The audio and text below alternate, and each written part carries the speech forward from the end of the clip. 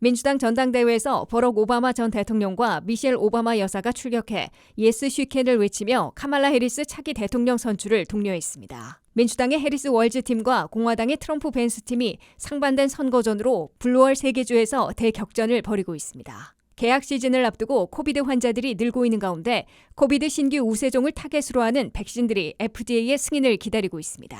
값비싼 치료와 약물에 대한 수요가 계속 증가하면서 의료보험료도 계속 오르고 있습니다. 스마트폰과 어린이 정신건강 사이 상관관계가 뚜렷해지면서 부모들이 자녀들에게 휴대폰을 주지 않는 움직임이 전 세계적으로 확산되고 있습니다. 시청자 여러분 안녕하십니까? 워싱턴 뉴스 투데이입니다. 민주당 전당대회에서 44대 대통령에 올라 8년간 재임했던 버럭 오바마 전 대통령과 미셸 오바마 여사가 출격해 16년 전 슬로건을 소환해 예스 슈캔, 그녀는 할 수 있다고 외치며 카말라 해리스 차기 대통령 선출을 독려해 환호성을 이끌어냈습니다. 목요일 마지막을 장식할 해리스 대통령 후보는 미러키에서 유세를 갖고 과거와 미래, 원맨쇼와 모두의 축제, 소수 부자들과 다수의 서민들을 위한 투쟁에서 양자택일해달라는 대국민 메시지를 미리 보냈습니다. 한면태 기자가 보도합니다. 민주당의 2024 시카고 전당대 셋째 날인 수요일의 주인공 팀 월즈 부통령 후보와 목요일 마지막 피날레를 장식하는 카말라 해리스 대통령 후보는 20일에 이미 상대 대관식이 열렸던 미러키로 달려가 15,000명이나 운집한 대규모 유세를 갖고 대선 승리에 반드시 지켜야 하는 블루월 수성에 올인했습니다. 팀 월즈 부통령 후보와 카말라 해리스 대통령 후보는 과거와 미래, 원맨쇼와 모두의 축제, 소수의 부자들과 다수의 서민들을 위한 투쟁에서 선택해달라는 대국민 메시지를 보내고 있습니다. These guys are focused on the past, like the 1850s past. This campaign's focused on your future. It's not a celebration of a coronation of one man over there. It's a celebration of all of us over there. One ours focused on the future, the other focused on the past. Do we believe in freedom? Do we believe in opportunity? And when we fight, we win! 이에 앞서 전당대 둘째 날 밤에는 흑색 돌풍으로 사상 최초의 흑인 대통령에 올랐던 버락 오바마 전 대통령과 미셸 오바마 여사가 나란히 등판해 카말라 해리스 후보가 더 강한 광풍을 몰아쳐 사상 최초의 흑인 여성 대통령으로 선출되도록 총력전을 펼자고 외쳤습니다. 연설 천재, 연설의 신으로 불리는 버락 오바마 전 대통령과 그에 못지않은 미셸 오바마 여사는 16년 전 자신들의 슬로건인 예스 위캔을 소환해 이번엔 예스 슈캔으로 우리를 위해 싸우고 미국을 이끌 준비가 되어 있는 카말라 해리스 후보를 차기 대통령으로 선출하자고 외쳐 열광적인 환호성을 이끌어냈습니다. Someone who sees you and hears you and will get up every single day and fight for you. Donald Trump wants us to think that this country is hopelessly divided. We do not need 4 more years. We have seen that movie before, and we all know that the sequel is usually worse. America's ready for a new chapter. We are ready for a President Kamala Harris. 버락 오바마 전 대통령은 횃불은 건네졌고 이제 미국은 새로운 챔피언이 필요하다며 우리가 필요할 때 돌아보고 귀를 기울이고 우리를 위해 싸워줄 카말라 해리스를 미국의 다음 대통령으로 선택하자고 지지를 독려했습니다. 오바마 전 대통령은 반면에 트럼프는 오로지 본인의 이해와 부자 친구들을 위해 대통령직을 이용하려 하고 세상을 제로섬으로 보는 사람이라며 더 이상 허둥대고 혼란스러운 4년이 필요하지 않다. 이미 우리는 그 영화를 봤고 보통 영화는 속편이 나쁘다는 것을 우리 모두 알고 있다고 일갈했습니다. 바로 앞서 등단한 미셸 오바마 여사는 카말라 해리스는 필요 이상으로 준비가 되어 있고 가장 자격을 갖추고 위험 있게 최선을 다해 헌신할 사람이라고 찬사를 보냈습니다. Kamala Harris is more than ready for this moment. She is one of the most qualified people ever to seek the office of the presidency. For years, Donald Trump did everything in his power to try to make people fear us. Who's going to tell him that the job he's currently seeking might just be one of those black jobs? 미셸은 트럼프와도 각을 세우며 지난 수년 동안 사람들이 우리를 무서워하도록 모든 수단과 방법을 가리지 않았다며 세계에 대한 편협하고 좁은 시각을 갖고 있는 그에게 대통령직이 그저 하나의 블랙잡, 흑인의 직업이라는 걸 알려주자고 트럼프의 인종차별적 발언에 조소를 보냈습니다. 해리스와 오바마 인연은 20년 전으로 거슬러 올라가는데 특히 오바마가 첫 대통령에 당선됐던 2008년 대선을 위한 민주당 경선에서 해리스가 당시 대세였던 힐러리 클린턴 대신에 버락 오바마를 조기에 지지 선언하는 정치적 위험을 감수했는데 오바마는 이를 잊지 않고 품앗이하려는 것으로 뉴욕타임스는 전했습니다. 흑색 돌풍을 일으키며 사상 최초의 흑인 대통령에 올랐던 오바마 광풍에 못지않은 파란머리로 카말라 해리스 후보는 이제 최초의 흑인 아시아계 여성 대통령이 되려는 역사적인 출정에 가속 페달을 밟고 있습니다. WKTV 뉴스 한면택입니다. 민주당의 해리스 월즈 팀과 공화당의 트럼프 벤스 팀이 상반된 선거전으로 이른바 블루월 세계주인 펜실베니아, 미시건, 위스콘신에서 대격전을 벌이고 있습니다. 해리스 후보가 바톤을 넘겨받은 후에 민주당 진영을 결집시키며 블루월에서 다시 승기를 잡고 있으나 아직 오차 범위 내 동률 접전인 것으로 나타났습니다. 민주당 시카고 전당대회에서 단합 축제와 출정식을 갖고 있는 카말라 해리스 팀 월즈 정 부통령 후보는 공화당 도널드 트럼프, JD 벤스 정 부통령 후보와 크게 다른 후보들의 특성과 선거전을 대조시키고 있습니다. 해리스 월즈 팀은 자신들의 전당대회는 모두의 축제인 반면 공화당은 트럼프 나홀로 원맨쇼였다고 비교했습니다.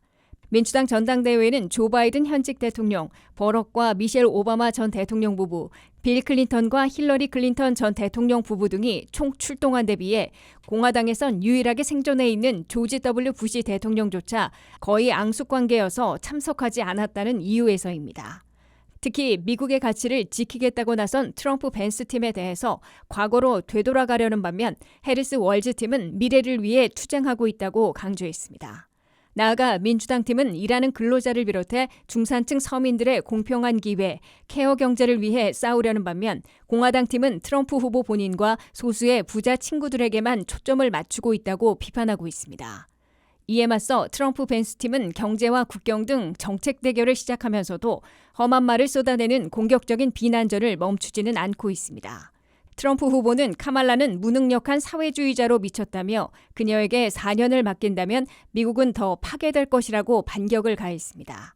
트럼프 후보는 심지어 AI 인공지능으로 생성해낸 테일러 스위프트 이미지를 자신의 사진과 나란히 SNS에 올리는 동시에 스위프트의 팬들인 스위프티들이 자신을 지지하고 있다며 게시글을 올리기도 했습니다.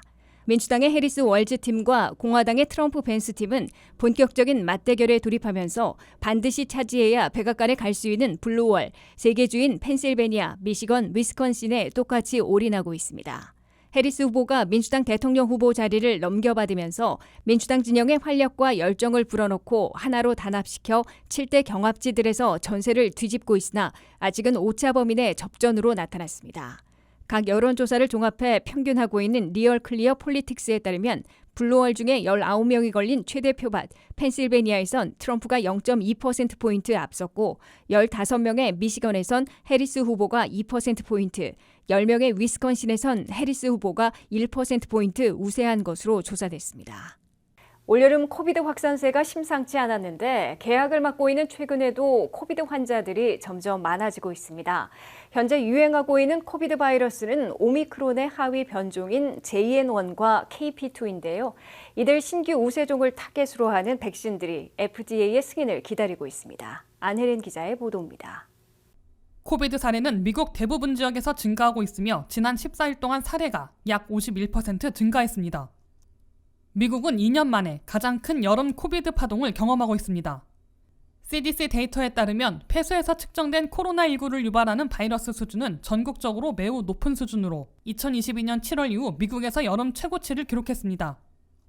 폐수는 바이러스 검사 및 기타 형태의 모니터링이 중단됨에 따라 바이러스가 얼마나 널리 퍼져 있는지를 보여줍니다. CDC에 따르면 입원율과 사망률을 포함한 중증 질환에 대한 수치가 증가하고 있지만 이는 지난 몇 년 동안 볼 수 있었던 수준에는 미치지 않는다고 전했습니다. CDC 데이터에 따르면 현재 미국에서 널리 퍼진 변종은 KP.3.11이고 지난 2주 동안 사례의 37%를 차지하는 것으로 추정되며 한 달 전의 3배 수준입니다. 균주는 오미크론의 변종으로 JN1의 파생물인 KP.3.11과 KP2입니다. FDA는 최근에 유행하는 바이러스 변종을 표적으로 하는 업데이트된 코비드-19 백신을 이번 주에 승인할 예정이라고 밝혔습니다. KP2라는 바이러스 변종을 표적으로 하는 모더나와 화이자, 바이오엔테크의 업데이트된 mRNA 백신을 승인할 것으로 예상된다고 밝혔습니다. JN1 변종을 표적으로 삼는 노바백스의 업데이트된 주사를 동시에 승인할지 여부는 불분명합니다. 지난 6월 미국 질병통제예방센터는 6개월 이상의 모든 사람이 올해 업데이트된 코비드-19 백신과 독감 예방 주사를 모두 접종받을 것을 권고했습니다. 화이자나 모더나 두 회사는 업데이트된 mRNA 백신을 승인이 나면 선적할 준비가 되어 있다고 밝혔습니다. 모더나의 대변인은 FDA 승인 후 며칠 내에 백신이 매장에서 판매될 것이라고 전했습니다. 그러나 노바백스의 백신은 단백질 기술을 기반으로 하기 때문에 mRNA 백신보다 제조기간이 더 오래 걸립니다. 업데이트된 노바 백신도 이번 달 창고에 도착할 것으로 예상하고 승인되면 배포 준비가 되어 있다고 밝혔습니다. FDA 대변인은 제품 적용 시기에 대해 언급할 수는 없지만 올 가을에 백신을 출시하기 위해 업데이트된 코로나19 백신을 승인하거나 승인하기 위한 시기적절한 조치를 취하게 될 것으로 예상한다고 전했습니다. 이러한 움직임은 지난해 9월 11일 FDA 승인을 받은 백신 버전보다 몇 주 앞선 겁니다. WKTV 뉴스 안혜린입니다.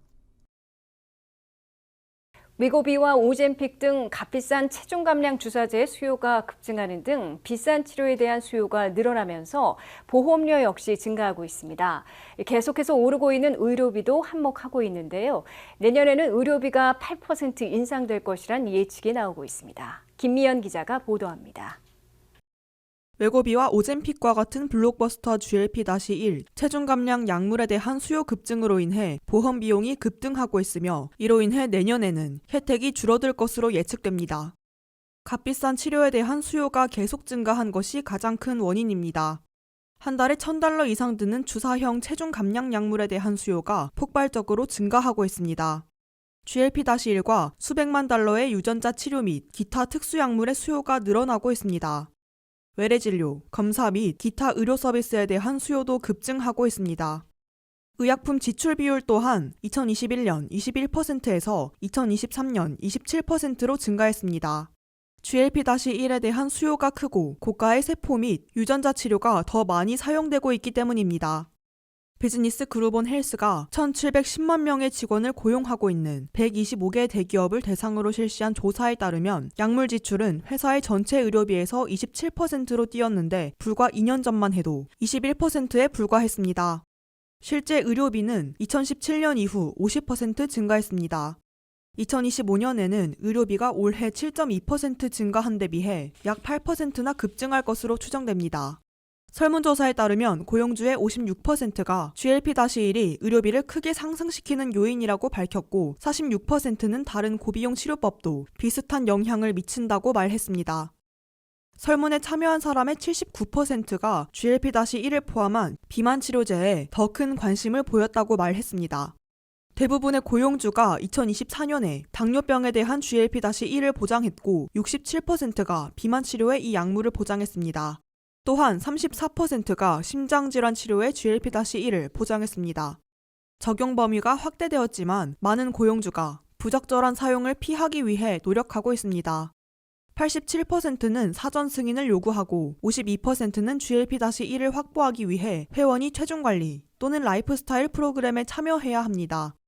또한 조사에 따르면 51%는 GLP-1을 투여받으려면 특정 체질량 지수 인계값을 달성하거나 동반 질환을 앓고 있어야 합니다. 비즈니스 그룹의 CEO인 앨런 켈세이는 기자들과의 브리핑에서 가장 중요한 점은 전반적인 약국 비용 때문에 의료비가 크게 뛰고 있다는 것이라고 말했습니다. WKTV 뉴스 김미현입니다. 어린이들의 스마트폰 사용이 정신건강에 좋지 않다는 사실은 일반적으로 알고 있는데요. 이에 대한 증거와 연구 결과들이 해마다 더 명확하게 제시되면서 자녀들에게 휴대폰을 주지 않는 움직임은 더 확산되고 있습니다.